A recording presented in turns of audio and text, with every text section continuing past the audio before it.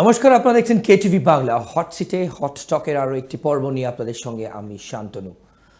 প্রথমেই বলে রাখি, আজকের পর্ব শুরু করবার আগে আপনারা গত পর্বে আমরা বিহারের প্রথম ফেজ ভোট কমপ্লিট হয়েছিল, সেকেন্ড ফেজ ভোট হয়নি বলে আমরা কিন্তু পুরোপুরি কী চিত্র হতে পারে এক্সিট পোল বলতে যেটা বোঝায় সেটা বিভিন্ন জায়গায় আপনারা ইতিমধ্যে দেখে নিয়েছেন রাদার। আমরা আজকের এই পর্বে কিন্তু এক্স্যাক্টলি বিহারে শুক্রবার রেজাল্ট বেরোচ্ছে, অর্থাৎ আমাদের শুক্রবারের এপিসোড যখন আপনারা দেখবেন ততক্ষণে হয়তো চিত্রটা পরিষ্কার হয়ে যাবে দুপুরের মধ্যেই। কিন্তু আজকে আমরা আমাদের এই পর্ব থেকে আপনাদের সামনে বিহারে কি হতে পারে, এনডিএ না মহাগঠবন্ধন, নীতিশ কুমার না তেজস্বী যাদব, প্রশান্ত কিশোর কতটা বড় ফ্যাক্টর আদৌ হচ্ছে কি না আরও একবার আপনাদের সামনে তুলে ধরবো। এবং তার সঙ্গে দিল্লিতে যে ব্লাস্ট হয়েছে আপনারা প্রত্যেকে জানেন, সেখানে কাশ্মীর যোগ আছে কি না এই নিয়ে কিন্তু প্রশ্ন।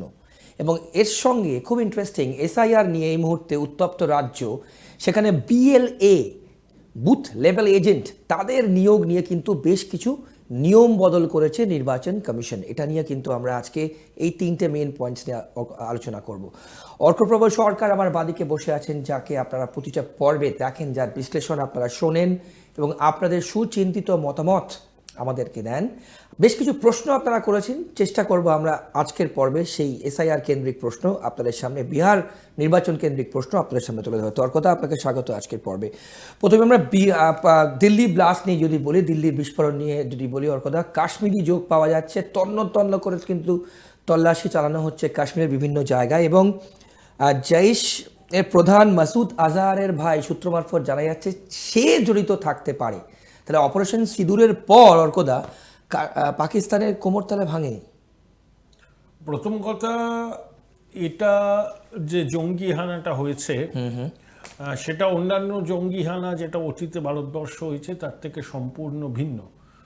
আগে আমরা দেখেছি জঙ্গি হিসাবে যাদেরকে আমরা চিনতাম, আজমল কাসাফকেই যদি ধরা যায়, সে একদম মাদ্রাসা বোধহয় পড়েছিল, কার্যত অশিক্ষিত। তার মগজ ধোলাই করা হয়েছিল, তার পরিবারকে একলপ্তে কিছু টাকা দিয়ে তাকে রিক্রুট করা হয় এবং তারপরে সে কার্যত আত্মঘাতী জঙ্গি হিসাবেই ভারতবর্ষে প্রবেশ করে। তাহলে তখন আমরা একটা ধারণা করতে পারতাম যে কারা কারা জঙ্গি, সম্ভাব্য জঙ্গি হয়, তাদের সামাজিক ব্যাকগ্রাউন্ডটা কী, সমাজের কোন স্তর থেকে তারা উঠে আসে, কোথায় তারা লেখাপড়া করে। এবারের পরিস্থিতিটা সম্পূর্ণ আলাদা। যাদেরকে গ্রেপ্তার করা হয়েছে এবং যে মরে গেছে প্রত্যেকেই উচ্চশিক্ষিত এবং ডাক্তার। এদের একটা গ্রুপ ছিল র্যাডিক্যালাইজড ডক্টরস। তো এদের মগজ ধোলাইটা করা হয়েছে সুপরিকল্পিতভাবে, এনক্রিপ্টেড টেলিগ্রাম চ্যানেলের মাধ্যমে, জেহাদি ভিডিও ছড়িয়ে দিয়ে এদের সামাজিক পরিচিতিটাকে ব্যবহার করে এদের লুকিয়ে রাখা হয়েছিল নিরাপত্তা এজেন্সির চোখ থেকে, নজর থেকে। কারণ সাধারণত কেউ তো ভাবতে পারে না যে উচ্চশিক্ষিত ছেলেমেয়েরা কি করে জঙ্গিবাদে যুক্ত থাকতে পারে। একদম এই সুযোগটাই কাজে লাগিয়েছে ডক্টর শাহিন সাহিদ বলে যাকে ধরা হয়েছে। তিনি বিবাহিত ছিলেন, 2012-তে তার বিবাহ বিচ্ছেদ হয়, তার 2 সন্তান আছে। তার এক্স হাজব্যান্ড বলেছেন যে শাহিন তো কোনোদিনই ধর্মপ্রাণ সীমার্থে ছিল না, ইউরোপে সেটেল করতে চাইতো, কিন্তু তার আগেই তাদের বিচ্ছেদ হয়ে যায়। তা সেই ভদ্রমহিলা যখন জৈশে মোহাম্মদের যে উইমেন সেল আছে, মাসুদ আজহারের বোন সাদিয়া আজহার যার নেতৃত্বে, সেই তো মগজদোলাইটা করেছে। বেশ। তাহলে নিরাপত্তা এজেন্সির কাছে এটা বড় চ্যালেঞ্জ। জঙ্গিদের চেহারা এবং তাদের চরিত্র এবং তাদের কাজের ধরন বদলে যাচ্ছে। সিকিউরিটি এস্টাবলিশমেন্টের ভাষায় একটা শব্দ আছে, এটাকে বলে loan Wolf syndrome. Loan Wolf syndrome, এর মানেটা কি? একজন হঠাৎ করে আত্মঘাতী হামলা চালালো বা ভিড়ের মধ্যে এলোপাতাড়ি গুলি চালালো, নিজেকে বিস্ফোরণে উড়িয়ে দিল, বহু মানুষের মৃত্যু হলো। ঘটনা ঘটার পর যখন নিরাপত্তা এজেন্সি তল্লাশি করে, যখন একজনকে আইডেন্টিফাই করা হয় যে মাস্টার মাইন্ড, তার অতীতে জঙ্গিবাদের সঙ্গে কোনো রকম সংস্রবে ছিল না। সিকিউরিটি এজেন্সির কাছে এ সম্পর্কে কোনো রিপোর্টই নেই, একেবারে সাদা মাটা নিরীহ পড়াশোনা করা। সে যখন এইভাবে আত্মঘাতী হামলা চালায় বা জঙ্গি হামলায় যুক্ত হয়, তখন সেটাকে সিকিউরিটি এস্টাবলিশমেন্টের ভাষায় বলে লোন উলফ সিনড্রোম। ওকে, কারণ এদের কোনো পূর্ব রেকর্ড নেই জঙ্গিবাদে, তাই লোন উলফের মতো এরা হঠাৎ করে ঝাঁপিয়ে পড়ে। বেশ। তো এদেরকে ট্র্যাক রাখা চ্যালেঞ্জ সিকিউরিটি এজেন্সির কাছে, ট্র্যাক রাখা চ্যালেঞ্জ। ভীষণ চ্যালেঞ্জ। কারণ এরা তো তথাকথিত মাদ্রাসা শিক্ষিত নয়, ওকে, এদের মগজ দোলাইটা পরে হয়েছে। উচ্চশিক্ষিত পেশাদার, কেউ সামাজিক সংগঠন চালায়, তার আড়ালে পয়সা তোলে, অস্ত্র কেনে, জঙ্গিবাদকে প্রশ্রয় দেয়। ওকে, অর্কদা, যেভাবে করা হয়েছে, যেভাবে আপনি বিশ্লেষণ করলেন, সেখানে ইন্টেলিজেন্স ফেলিওর তো ডেফিনেটলি ছিল, না হলে ফরিদাবাদ থেকে এরকম এক্সপ্লোসিভ নিয়ে একটা গাড়ি, i-20 গাড়ি এতটা রাস্তা ট্রাভেল করলো, সেটা কিভাবে হলো? প্রথম কথা, এখানে দুটো পার্ট আছে। জৈশে মোহাম্মদ কাশ্মীরে কিছু পোস্টার ফেলে দিন 20 আগে, সেখানে কাশ্মীরের সেনাবাহিনী সেটাকে লোকেট করে, সিসিটিভি দেখে চিহ্নিত করা হয় কারা পোস্টারটা মেরেছে। ওকে, সেখানে কিছু কিশোরকে আটক করা হয় যারা অতীতে পাথর ছুঁড়ত, পয়সার বিনিময়ে পাথর ছুঁড়ত। তারপর ওখান থেকে তাদের জেরা করে এক মৌলবীর সন্ধান পাওয়া যায়। তারপর এই আল ফালা বলে বিশ্ববিদ্যালয় এবং মেডিকেল কলেজ, সেখানে কর্মরত ডাক্তারদের খোঁজ পাওয়া যায় যারা পুলওয়ামার লোক। বেশ। তাদের এই যে ডক্টর মুজাম্মিলকে তো 30 তারিখে অ্যারেস্ট করেছিল, তাকে জেরা করে করে ফরিদাবাদে তার আস্তানা পায়। লাঠের বলে আরেকজন, আবদুল লাঠের বলে আরেকজনকে ধরা হয়। মুজাম্মিল আর শাহিদ ঘনিষ্ঠ সহকর্মী ছিলেন। তারপর হরিয়ানা পুলিশ, জম্মু কাশ্মীর পুলিশ একযোগে অভিযান চালিয়ে ফরিদাবাদের ভাড়া বাড়ি থেকে ওই বিস্ফোরক উদ্ধার করে। এই খবরটা পেয়ে যাওয়ার পরেই উমার হয় সে বিস্ফোরকটা অন্য জায়গায় সেফ জায়গায় রাখতে চেয়েছিল, সেটা ভয় পেয়ে আতঙ্কে ভুল করে ডিটোনেটরে চাপ পড়ে এটা বিস্ফোরণটা হয়। মানে এটা প্ল্যান্ড নয় বলছেন আপনি, মানে যেখানে হয়েছে ওখানে কেউ করতো না। গৌরীশঙ্কর মন্দির তো কাছেই, ওখানে তো প্রচুর ভিড় হয় সন্ধ্যায়, মেট্রোর গেট আছে, কিছুটা ঢুকলে পরে নতুন দিল্লি, লুটিয়েন দিল্লি, সংসদ ভবন, রেল ভবন। মানে অ্যাক্সিডেন্টালি আপনি বলছেন 3 ঘন্টা ওখানে হয়ে গেছে। উমার গাড়িতে বসেছিল, লালকেল্লা পার্কিং লটে ছিল তো গাড়ি, বেরোয়নি গাড়ি, ফুটেজ আছে, রাইট? ভ্যাবাচাকা খেয়েছিল, মানে ওর সহযোগীটা গ্রেপ্তার হয়, সে ভেবেছিল তাকেও এবার গ্রেপ্তার করা হবে, রাইট। তাই সেফ প্যাসেজ করছিল, সেফ এক্সিট করছিল। একদিকে এই যে বিস্ফোরকের মজুদ ভান্ডারটাকে সরিয়ে রাখা এবং নিজের আত্মগোপন করা। এইসব পরিস্থিতিতে প্রচন্ড মানসিক চাপ থাকে। কোনো স্প্লিন্টার, কোনো পাথরকুচি কিছুই তো পাওয়া যায়নি বিস্ফোরণের পর। পরিকল্পনা ছিল অন্য জায়গায় নাশকতা করা, বাট অ্যাক্সিডেন্টালি সেটা সেখানে। দিওয়ালির সময়তেও নাকি পরিকল্পনা ছিল, 26/11 সামনে, রিপাবলিক ডে পরিকল্পনা ছিল, 26/11 বর্ষপূর্তির সামনে আরো বড় পরিকল্পনা ছিল, সেটা ভেস্তে দেওয়া গেছে। এটাই ব্যাপার। এটা নিরাপত্তা এজেন্সির ওই গাড়িটা এলো অতটা, ওইটা নিরাপত্তা এজেন্সির নজর এড়িয়ে গেল কি করে? এটা একটা খুব বড় প্রশ্ন। এবং লালকেল্লা একটা গাড়ি 3 ঘন্টা ধরে পার্ক করে আছে, কেউ জিজ্ঞাসাবাদ পর্যন্ত করলো না। আসলে হয়তো সন্দেহ হয়নি, হরিয়ানার নাম্বার প্লেট। এটা একটা ডিপ রুটেড কন্ট্রোভার্সি, এবং গাড়িটা 3 হাত ঘোড়া, যতদূর খবর পাওয়া যাচ্ছে। ডিপ রুটেড কনস্পিরেসি, এবং আরো অনেক লোক আছে এর পিছনে। এখন জঙ্গিবাদের ধরনটা পাল্টে গেল। বেশ। এই আজমল কাসাবের মতো জঙ্গি হানা এবার কিন্তু আর হবে না। হতে পারে সীমান্ত পেরিয়ে, নিয়ন্ত্রণ রেখা পেরিয়ে, এই শীত পড়ছে, এর আগেই কিছু জঙ্গিকে পাকিস্তান ঢোকাবার চেষ্টা করবে, প্রত্যেকবার করে। আমি সেটা জিজ্ঞেস করলাম, অপারেশন সিন্দুর তাহলে শিক্ষা দেয়নি? না, অপারেশন সিন্দুর তো জারি আছে।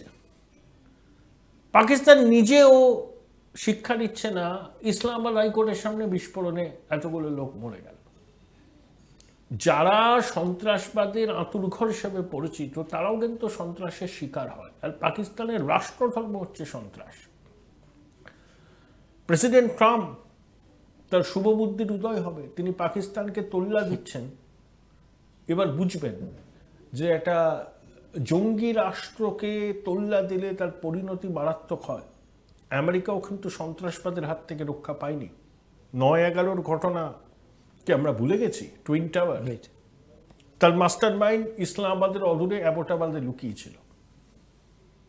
ডোনাল্ড ট্রাম্পকেও ভাবতে হবে যে ফিল্ড মার্শাল আসিম মুনিরকে নিয়ে তিনি মাতামাতি করবেন, একটা জঙ্গি রাষ্ট্রের সেনাপ্রধান যে জঙ্গিবাদের সমর্থক, তার পিঠ চাপড়ানি দিলে জঙ্গিরাই উৎসাহিত হয়। এর আঁচ যে আমেরিকার উপর পড়বে না তার কোনো নিশ্চয়তা প্রেসিডেন্ট ট্রাম্পকে দিতে পারেন? একদম। আমরা বিরতি নেব। বিরতির পর যখন ফিরে আসবো, এসআইআর নিয়ে আমরা যেরকম বললাম, বিএলএ নিয়োগে কিন্তু বেশ কিছু নিয়ম বদল করেছে নির্বাচন কমিশন। তৃণমূল কংগ্রেস বলছে, শাসক দল বলছে অ্যাডভান্টেজ বিজেপিকে সুবিধা করার জন্য এই নিয়ম বদল করা হচ্ছে। এবং তার পাশাপাশি বিহার এক্সিট পোল কি হতে যাচ্ছে আমরা রাখছি, কোথাও যাবার না, এক্ষুনি ফিরে আসছি। এরা ছোট্ট বিরতির পর সঙ্গে থাকুন। বিরতির পর ফিরে এলাম। আপনারা দেখছেন হট সিটে হট টক। এবার আপনাদের প্রত্যেকের নজর যেদিকে, শুক্রবার অর্থাৎ পরশুদিন 14 তারিখ 14 নভেম্বর বিহার বিধানসভার যে ভোট হলো তার রেজাল্ট। বিভিন্ন এক্সিট পোল আপনারা বিভিন্ন সংবাদ মাধ্যমে দেখেছেন, এবং আমরাও আমাদের আগের পর্বে প্রথম ফেজের পর কি হতে পারে, যদি সেকেন্ড ফেজ তখন কমপ্লিট হয়নি। এবং খুব ইন্টারেস্টিংলি দেখুন, যেদিনকে বিহারে ভোট ঠিক তার আগের দিন কিন্তু দিল্লিতে এই বিস্ফোরণ হলো। এবং তারপর আলটিমেটলি কি হতে যাচ্ছে আমরা বিহারের ইলেকশন নিয়ে কিন্তু আপনাদের সঙ্গে তুলে ধরবো। কথা, বিহারে কি হতে যাচ্ছে, এখন তো শেষ, দুটো ফেজই কমপ্লিট। বিহারে কি হতে যাচ্ছে তো আমি আগেই বলে দিয়েছিলাম আগের এপিসোডে, যখন আনুষ্ঠানিকভাবে এক্সিট পোল করা যেত না সেদিনকেই বলে দিয়েছিলাম। আরও একবার বলে দিচ্ছি, বিভিন্ন সূত্র মারফত এবং আমি ব্যক্তিগত উদ্যোগেও একটা এক্সিট পোল করেছি। বেশ, রাজগুরু গাঙ্গুলি বলে এক ভদ্রলোক তার টিমকে নিয়ে করেছেন। সেখানে আমাদের প্রেডিকশন হচ্ছে, আমার প্রেডিকশন, এর সঙ্গে কেটিভির কোনো সম্পর্ক নেই। ওকে, এটা আমার প্রেডিকশন, এটা আমার ব্যক্তিগত উদ্যোগে করা। এনডিএ কোনো অবস্থাতেই 133-এর নিচে নামবে না, এটা আমি আগের এপিসোডেও বলেছি। রাইট। এনডিএ সর্বোচ্চ কত যেতে পারে সেটা এই মুহূর্তে আমি বলতে চাইছি না। উপরের দিকটা আনলিমিটেড। কোনো তো এক্সিট পোল বলছে ক্লোজ টু 200। আমি সেটা বলতে চাইছি না, আমি বলছি ন্যূনতম 133। ওকে, হায়ার লিমিটটা বলাটা সম্ভব নয়। ওকে, অনেক দূর যেতে পারে, আবার 150-55 থামতে পারে। মানে 133 মিনিমাম আপনি বলছেন, ওর নিচে নামবে না। ওকে। মহাগঠবন্ধন সর্বোচ্চ 90, আপার লিমিট সর্বোচ্চ 90। বেশ, তাহলে এনডিএ যদি 133-এর উপরে যায়, মহাগঠবন্ধন অটোমেটিক্যালি কমবে। রাইট, সর্বোচ্চ 90। তাহলে এনডিএ 133, মহাগঠবন্ধন 90, এটা যদি হয় আদার্সরা পাবে 20টা। ওকে। এই আদার্সের মধ্যে কারা? প্রশান্ত কিশোর ইনক্লুডেড, আসাউদ্দিন ওয়াসির মিম এবং নির্দল এবং দুয়ারা ছোটখাটো। বেশ, তাহলে আমার করা এক্সিট পোলে এনডিএ ন্যূনতম 133, ন্যূনতম মিনিমাম। মহাগঠবন্ধন ম্যাক্সিমাম 90। ওকে। আর এই ফর্মুলা লেগে গেলে আদার্স ম্যাক্সিমাম 20। ওকে, এর বাইরে কিছু হবে। স্বাভাবিকভাবে আমার প্রশ্ন থাকবে আর কথা, নেক্সট বিজেপি কটা পেতে পারে সেখানে? বিজেপি সিঙ্গেল লার্জেস্ট পার্টি হবে। সিঙ্গেল লার্জেস্ট পার্টি হবে। ওকে, 84-85টা পাওয়ার সম্ভাবনা। নীতিশ কুমারও খুব ভালো ফল করবেন এবার। এবারের ভোটটা সরকারকে রেখে দেওয়ার জন্য হয়েছে। সরকার, আপনি আগের পর্বে বলেছেন সেটা, এসআইআর এর পর সরকারিং কিন্তু বেড়েছে। এটা তো প্রো ইনকামবেন্সি, মানে নীতিশের সরকার থাকুক, এর জন্যই মানুষ এসে ভোটটা দিয়েছে। ওকে, মহিলারা ভোট দিয়েছেন 71%, আগের বারের থেকে 8% বেশি। খুব সিগনিফিকেন্ট। এই যে আমাদের রাজ্যে সবুজ সাথী বলে একটা প্রকল্প আছে, বাচ্চাদের স্কুলে যাওয়ার জন্য সাইকেল দেয়, ভালো প্রকল্প। নীতিশ কুমার সেই 2005 সালে করেছেন, এটা নামটা অন্য। তখন যারা ক্লাস 5 ক্লাস 6-এ পড়তো মেয়েদের জন্য, তারা যখন ভোটদানের বয়স হয়ে গেছে, তারা নীতিশ কি ভোট দিয়েছে? 2, 1,10,00,000 মাতৃশক্তির অ্যাকাউন্টে 10,000 টাকা এক লপ্তে, সে টাকা ফেরত দিতে হবে না। তারপরে কেউ যদি মনে করেন তিনি স্বনির্ভর হবেন, ব্যবসা করবেন, 2 লক্ষ টাকা পর্যন্ত সহায়তা দেবে সরকার বিনা সুদে, এমনি জাস্ট ঋণও নয়, এটা একদম এককালীন। তা কেউ যদি সেরকম পরিকল্পনা না করতে পারেন, তাহলেও কিন্তু তাকে 10,000 টাকা ফেরত দিতে হবে না। এটা একটা বড় কাজে দিয়েছে। আর মহিলা মহলে নীতিশের জনপ্রিয়তা বেড়েছে, কারণ তিনি তো মদটা নিষিদ্ধ করেছেন। এবং জঙ্গলরাজ একটা বড় ইস্যু ছিল। আইন শৃঙ্খলা পরিস্থিতি বিহারে লালু জমানার থেকে অনেক ভালো। বেশ। মদ নিষিদ্ধ হয়েছে, তার মানে কি এই যে বিহারে মদ পাওয়া যায় না? পাওয়া যায়, চোরাপথে ঢোকে, উত্তরপ্রদেশ থেকে ঢোকে, ঝাড়খণ্ড থেকে ঢোকে। কিন্তু চোরাপথে মদ পাওয়া যায় সেটা আলাদা জিনিস, কিন্তু আনুষ্ঠানিকভাবে কোনো মদের দোকান নেই। এটা ওখানকার মহিলারা দীর্ঘদিন ধরে চাইছিলেন, নীতিশ পূরণ করেছেন তাদের দাবি। আর আরজেডি ক্ষমতায় আসতে পারে, এটা একটা আতঙ্কের পরিবেশ তৈরি করে বিহারে। আবার যাদবরাজ কায়েম হবে, গুন্ডাগর্দি শুরু হবে, মহিলাদের নিরাপত্তা বিঘ্নিত হবে। সেই জন্য এই সরকারটাকে রেখে দেওয়ার জন্য মানুষ কিন্তু ভোট দিয়েছে, বিশেষত মহিলারা, যেটা আপনি একে বলে প্রো ইনকামবেন্সি। ওকে। এই 2023-এর ডিসেম্বর মাসে মধ্যপ্রদেশেও ঠিক এরকম হয়েছিল। শিবরাজ সিং চৌহানকে রেখে দেওয়ার জন্য ভোট দিয়েছিল। অত বছরের পুরনো বিজেপির সরকার রেকর্ডভাবে জিতল। ওটা হচ্ছে প্রো ইনকামবেন্সি। মধ্যপ্রদেশ পুনরাবৃত্তি হচ্ছে বিহারে। পরের প্রশ্ন করব, এই যদি আলটিমেটলি সেটাই হয়, আমরা তো একদিন পরে জানতেই পারবো, এই কনফিডেন্স কি অন্য রাজ্যের ভোটের ক্ষেত্রে পড়বে? অন্য রাজ্য তো আলাদা, এক একটা রাজ্যের এক এক রকম কেমিস্ট্রি। বেশ। বিহারকে দেখে তো অন্য রাজ্যের কথা ভাবা যাবে না। বিহারে এই জয় এনডিএকে উৎসাহিত করবে। আগামী দিনে যে যে রাজ্যে নির্বাচন আছে, সেই নির্বাচনে জয় নিশ্চিত করার জন্য তারা চেষ্টার কসুর করবেন। তাদের আত্মবিশ্বাস বহুগুণে বাড়বে। এবং আইএনডিআইএ জোটের ভিতরের বাঁধুনিটা এমনিতেই খুব ঢিলে ঢালা, সেটা আরও নড়বড়ে হয়ে যাবে। এবং ঝাড়খণ্ড মুক্তি মোর্চা কিছুদিনের মধ্যেই আইএনডিআইএ জোট ছেড়ে এনডিএ শিবিরে ভিড়বে এসে। আপনি এটাও বলেছেন প্রশান্ত কিশোর যে কটা সিট পাবে ও বিধায়কদের রাখতে পারবে না, ও সব চলে আসবে এনডিএতে। বেশ, তাহলে আমরা মোটামুটি যা আপনাদের সামনে এক্সিট পোল বলুন কিংবা আগের থেকে আমরা প্রেডিক্ট করছি, যেটা 133 মিনিমাম এনডিএ, যেটা অর্কপ্রভ সরকার নিজে আপনাদের সামনে এক্সিট পোল করে আপনাদের সামনে। আমি প্রত্যেকটা কেন্দ্রের ফলাফল আমার কাছে আছে, কিন্তু সেটা বলে আপনাদের সময় নষ্ট করতে চাই না। আপনাদের তো ইন্টারেস্টও থাকবে না বিহারের কোন আসনে কে জিতবে। তবে 133 ইজ দ্য মিনিমাম এনডিএ। তেজস্বী জিতবে, সম্রাট চৌধুরী জিতবে, ওই বিজয় সিং জিতবেন, তেজ প্রতাপ মহুয়া কেন্দ্র থেকে হারার সম্ভাবনা বেশি। ওকে, আমি 3-4টে বললাম যে তেজ প্রতাপের নাম সবাই জানে, লালুর ছেলে, বড় ছেলে। তেজস্বী মহাগঠবন্ধনের মুখ্যমন্ত্রী পদপ্রার্থী, উনি জিতবেন। তারপরে উপমুখ্যমন্ত্রী সম্রাট চৌধুরী আর বিজয় সিং, ওনারাও জিতবেন। মোটামুটি এই নামগুলোর সঙ্গে বাঙালি শ্রোতারা, পাঠকরা পরিচিত। এবং 243টা আসনেরই ফলাফল মোটের উপর করা আছে। তাহলে 133 পাবেই এনডিএ মিনিমাম সম্ভাবনা আছে, এক্সিট পোল অন্তত তাই বলছে। ওকে, আর 90টা হচ্ছে ম্যাক্সিমাম। এগুলো তো একাডেমিক এক্সারসাইজ, কখনো মেলে কখনো মেলে না। অতীতে এক্সিট পোল একেবারে হুবহু মিলে গেছে, কখনো মেলে না, একদমই এটাই ব্যাপার। বেশ, অর্কদা অনেক ধন্যবাদ আপনার সময়ের জন্য। আপনারা দেখলেন আজকের পর্বে কিন্তু আমরা আপনাদের সামনে বিহার নিয়ে, বিহার কার, বিহার কি লালুর না বিহার নীতিশের, প্রো ইনকামবেন্সি অর্কপ্রভ সরকার পরিষ্কার বললেন যে এত পোলিং সেটা ইন্ডিকেট করে যে নীতিশ কুমারই সেখানে মুখ্যমন্ত্রী থাক, এবং মহিলাদের ভোট কিন্তু উল্লেখযোগ্যভাবে কিন্তু বেড়েছে, প্রায় 7% অ্যাপ্রক্সিমেটলি, যা আমরা আপনাদের সামনে তুলে ধরলাম। এখন শেষ কথা মানুষ বলেছেন, গণতন্ত্র শেষ কথা মানুষই বলে। আমরা একদিন বাদেই কিন্তু জানতে পেরে যাব যে বিহার কার।